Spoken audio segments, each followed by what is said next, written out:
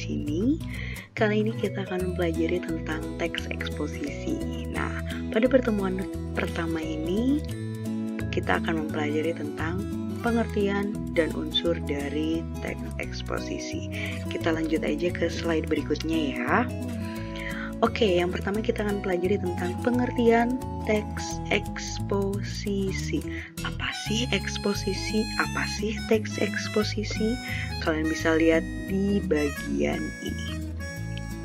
Oke, teks eksposisi itu adalah teks yang berisikan opini atau pendapat dan fakta dari sebuah hal atau masalah. Oke, teks yang berisikan opini atau pendapat dan fakta dari sebuah hal atau masalah.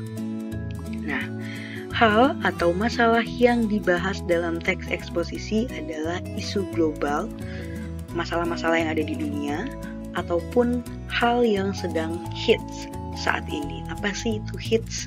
Hits itu adalah sesuatu hal yang sedang heboh, yang trending, topik di saat-saat ini. Itu adalah hits ya.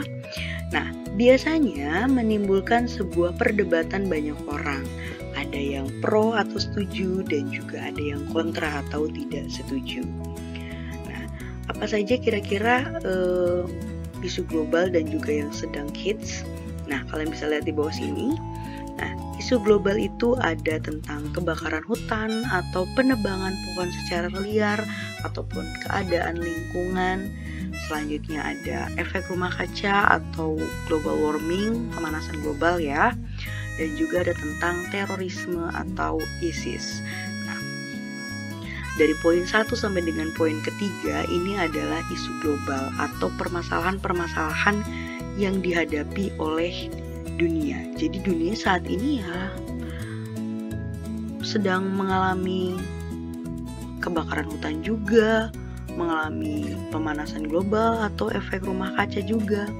Mereka sedang mengalami yang namanya terorisme juga atau ISIS ya. Dan masih banyak lagi tentang isu-isu global yang ada di dunia. Kalian nanti bisa selengkapnya cari saja di Google ya, banyak sekali. Nah, selanjutnya ada yang sedang hits. Kalau yang sedang hits seperti tadi sudah Ibu bahas, yang sedang hits itu adalah yang sedang heboh saat ini. Nah, kalau di Indonesia sendiri, yang sedang heboh saat-saat ini itu adalah tentang Omnibus Law atau Undang-Undang Cipta Kerja. Kemarin kalau misalnya kalian lihat berita, banyak sekali demo. Beritanya demo lagi. Nah, mereka itu semua mendemokan atau menyuarakan aspirasinya melalui demo, turun ke jalan karena ada Omnibus Law atau Undang-Undang Cipta Kerja yang dinilai menyengsarakan masyarakat. Masyarakat merasa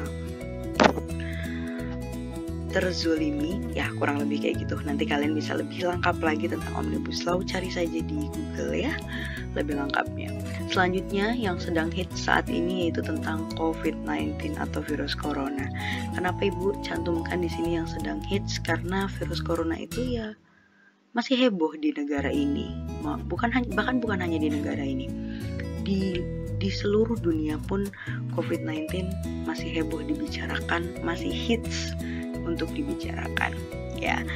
Oke, kurang lebih seperti itu untuk teks eksposisi. Kalian bisa lihat di bagian bawah sini bagaimana sih Bu menentukan ini teks apa Bu, mana yang teks eksposisi itu yang bagian kayak gimana.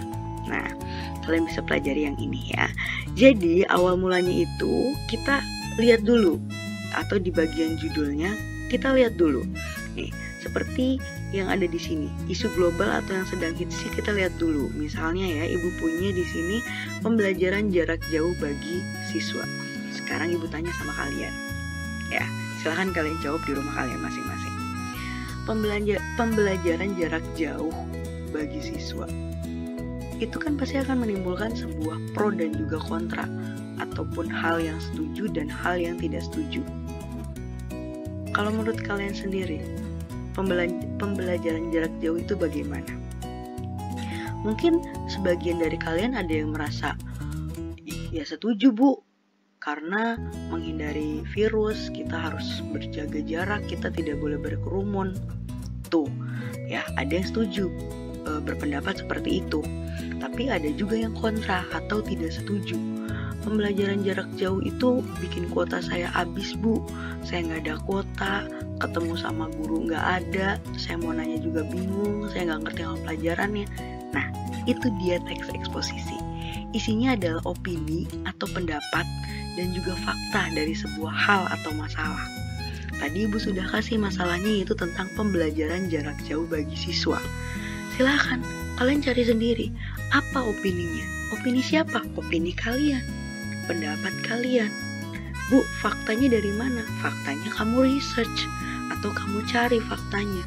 Benar nggak sih pembelajaran jarak jauh ini membuat siswa lebih tertolong atau malah membuat siswa jadi kebingungan? Nah, itu yang harus kamu cari tahu dan jadikan fakta, gitu ya. Selanjutnya kita akan mempelajari tentang unsur. Nah, unsur teks eksposisi sendiri itu ada dua, ya. Unsur teks eksposisi ada dua. Yang pertama itu ya tentang gagasan atau opini. Apa itu gagasan atau opini? Jadi, gagasan atau opini itu merupakan sebuah ide, pendapat, penilaian, saran, ataupun komentar. Letaknya ada di paragraf awal dalam sebuah teks eksposisi. Nanti Ibu akan perlihatkan teks eksposisi ya. Ada banyak sekali teks eksposisi paragrafnya.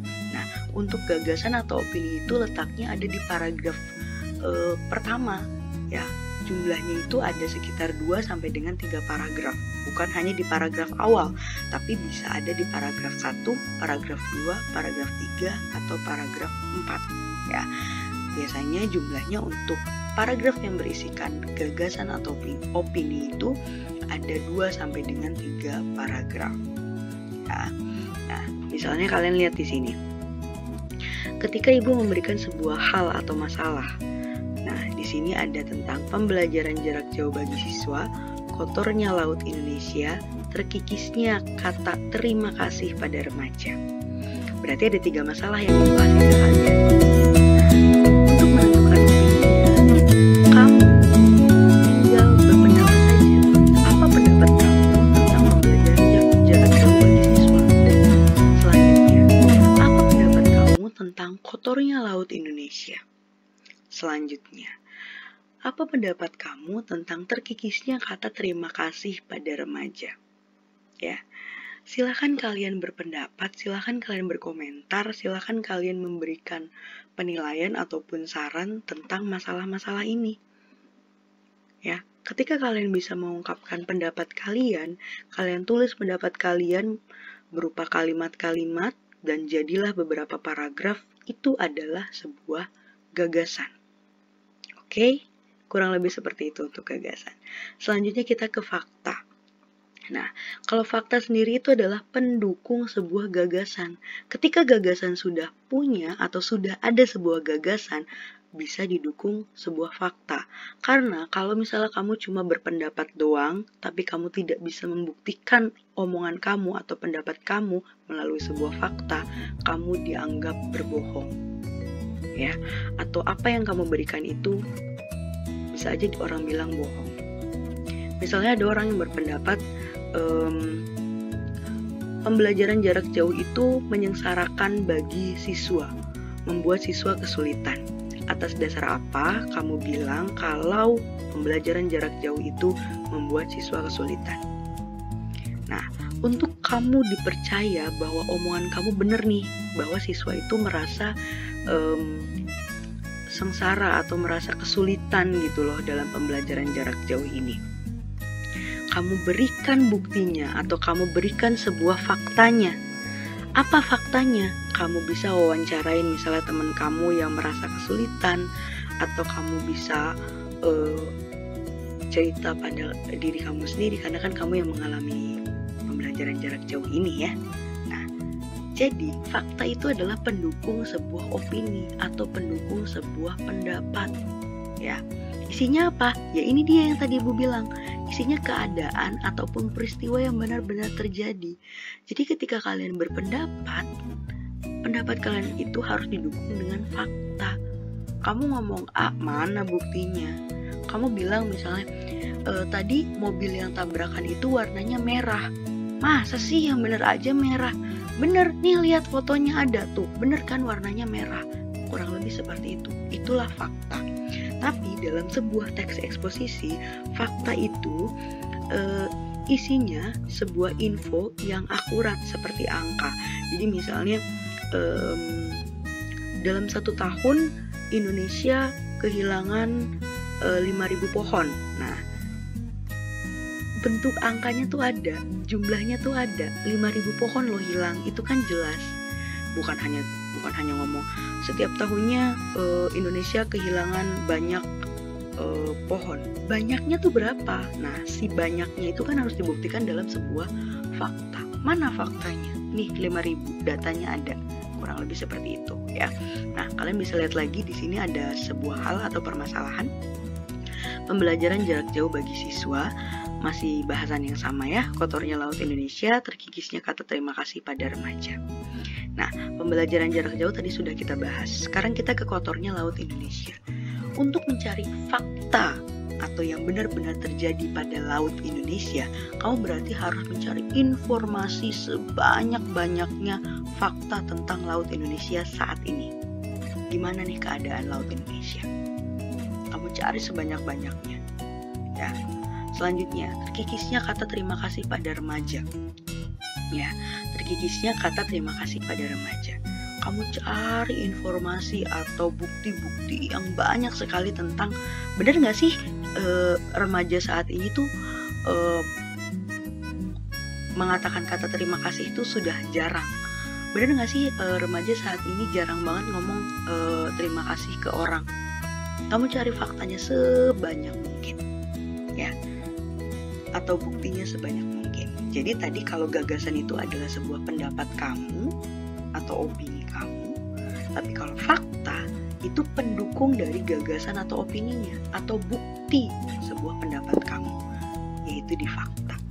Oke, kita lihat di sini beberapa contoh dari gagasan dan juga fakta.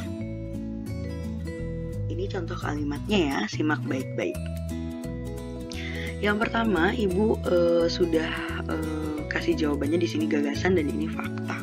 Lihat apa bedanya. Ya, lihat banget di sini jelas ada keterangan waktunya Januari sampai dengan Oktober 45%. Ada angka di sini. Kalau udah ngomongin angka tuh nggak main-main, pasti benar adanya. Ya, kita lihat ke gagasan. Jika pemerintah tidak cepat bertindak dalam 10 tahun mendatang, hutan Sumatera akan musnah dan diikuti oleh musnahnya hutan Kalimantan. Ini masih sebuah gagasan, masih sebuah opini, masih sebuah pendapat. Bisa benar, bisa salah. Semua orang mungkin ketika dikatakan seperti ini bisa aja berpendapat, ah masa sih, bener gak sih? Ya kita lihat aja nanti 10 tahun ke depan, bener enggak, siapa tahu bener, siapa tahu enggak. Ya kan? Itu dia. Tapi kalau ngomongin fakta, selama bulan Januari sampai dengan Oktober, 45% dari keseluruhan titik kebakaran terkonsentrasi di Pulau Riau. Provinsi Riau. Ini udah jelas banget, ada buktinya bahwa 45% keseluruhan titik kebakaran terkonsentrasi di Pulau Riau. Ya, jelas-jelas Pulau Riau itu di daerah sini. Jadi ada gagasan ini mendukung ini. Nih, ketika kalian punya pendapat didukung dengan sebuah fakta atau buktinya. Nih buktinya ada, dari Januari sampai dengan Oktober 45% dari keseluruhan titik kebakaran terkonsentrasi di Provinsi Riau. Ya, jadi kalian harus bisa membedakan mana gagasan dan juga mana fakta. Ya, jadi mana sebuah pendapat, mana sebuah kejadian yang memang benar-benar terjadi. Sekarang kalian lihat di sini. Kemudian pada bulan Oktober terjadi kenaikan jumlah titik kebakaran yang cukup signifikan di Pulau Riau, Sumatera Barat, dan Jambi. Kira-kira ini gagasan atau fakta? Selanjutnya, pengelolaan hutan tidak menunjukkan adanya tanda-tanda perbaikan dibanding tahun sebelumnya. Fakta atau gagasan? Ini adalah fakta. Dijelasin di sini jelas. Pada bulan Oktober terjadi kenaikan jumlah titik kebakaran yang cukup signifikan di Provinsi Riau, Sumatera Barat, dan Jambi. Bu, tapi kan nggak ada angkanya. Memang tidak ada angka, tapi di sini kalimatnya menegaskan sebuah hal yang benar-benar terjadi. Ya, sesuatu hal yang benar-benar terjadi, yaitu pada bulan Oktober di Provinsi Riau, Sumatera Barat, Jambi. Tapi kalau ini adalah gagasan atau pendapat atau opini. Kenapa? Karena di sini sebuah opini orang saja atau opini dari si penulis. Pengelolaan hutan tidak menunjukkan adanya tanda-tanda perbaikan dibandingkan tahun sebelumnya. Mana dibilang tidak ada tanda-tanda perbaikan itu? Ini harusnya ditunjukkan dengan buktinya. Ini dia buktinya. Ya. Oke, kurang lebih seperti itu. Gagasan dan juga fakta. Gampangnya, kalau gagasan itu isinya adalah sebuah pendapat seseorang. Kalau fakta, kejadian yang benar-benar terjadi adanya. Bisa juga ditambahkan dengan sebuah angka-angka. Kita lihat ke teksnya ya. Nah, ini adalah teks tentang nasib hutan kita semakin suram. Ini teks eksposisi ya. Kalian bisa lihat di buku cetak kalian masing-masing. Kalau nggak salah halaman 70. Nah, kalian bisa lihat di sini. Ibu akan bacakan beberapa paragraf saja ya. Nah, paragraf 1 dulu ya. Jika pemerintah tidak cepat, oke, itu sudah dibahas. Kita lanjut ke paragraf kedua ya. Pengelolaan hutan tidak menunjukkan adanya tanda-tanda perbaikan dibanding tahun sebelumnya. Sebaliknya, kecenderungannya justru semakin memburuk. Kebakaran hutan masih terus terjadi dan penebangan liar semakin meningkat. Diperburuk lagi dengan rencana pembukaan lahan hutan lindung bagi pertambangan. Keadaan tersebut jelas menambah suram nasib hutan. Kira-kira paragraf yang sudah Ibu bacakan itu termasuknya kemana? Gagasan atau fakta? Jelas jawabannya adalah gagasan. Ingat, tadi gagasan itu ada di paragraf keberapa? Paragraf awal. Ya, ada di paragraf awal. Paragraf awal yang paragraf 1, paragraf 2, paragraf 3, paragraf 4. Bisa isi gagasan atau pendapat itu di paragraf 1, 2, 3, dan 4. Bisa juga ada di 1, 2, 3. Ya, kalian lihat baik-baik. Menurut kalian, ini gagasan atau fakta? Gagasan atau fakta? Gagasan atau fakta? Gagasan atau fakta? Oke, begitu juga dengan selanjutnya. Ini paragraf selanjutnya nyambung ke sini ya. Coba menurut kalian mana yang gagasan dan juga mana yang fakta? Jangan sampai tertukar. Sekali lagi Ibu ingatkan, kalau gagasan itu adalah sebuah pendapat seorang penulis, tapi kalau fakta sesuatu hal yang memang benar-benar terjadi adanya. Bisa juga diikuti dengan angka. Oke? Kurang lebih seperti itu untuk unsur dari teks eksposisi, yaitu gagasan dan juga fakta. Selanjutnya di sini ada tugas. Tugasnya seperti biasa, jangan lupa lakukan absensi kehadiran di kolom komentar. Tulis ya nama lengkap dan juga kelas, jangan sampai salah kelas. Selanjutnya kalian bisa membuat rangkuman dari video materi ini, dan kalian bisa klik link tugas yang ada di kolom komentar. Warnanya biru, tinggal diklik aja. Oke, terima kasih. Wassalamualaikum warahmatullahi wabarakatuh.